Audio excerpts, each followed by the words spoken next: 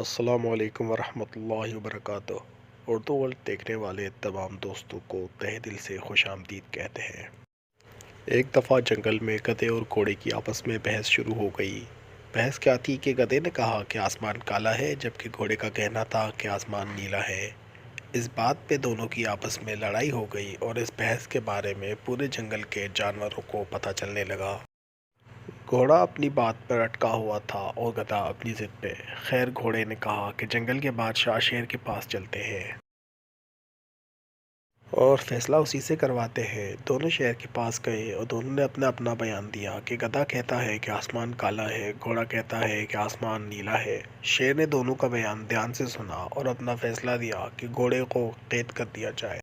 جنگل کے سارے جانور بھی حیران تھے کہ یہ کیا، گھوڑا حق پہ بھی ہے اور پھر بھی اسے سزا دی جا رہی ہے۔ گھوڑے نے بھی اپنے حق میں احتجاج کرتے ہوئے کہا، بادشاہ سلامت، یہ کیسا انصاف ہے کہ صحیح بھی میں ہوں اور قید بھی مجھے دی جا رہی ہے۔ بادشاہ شیر نے کہا کہ بات غلط یا صحیح کی نہیں، تمہاری غلطی یہ ہے کہ تم نے گدھے کے ساتھ بحث کی ہی کیوں۔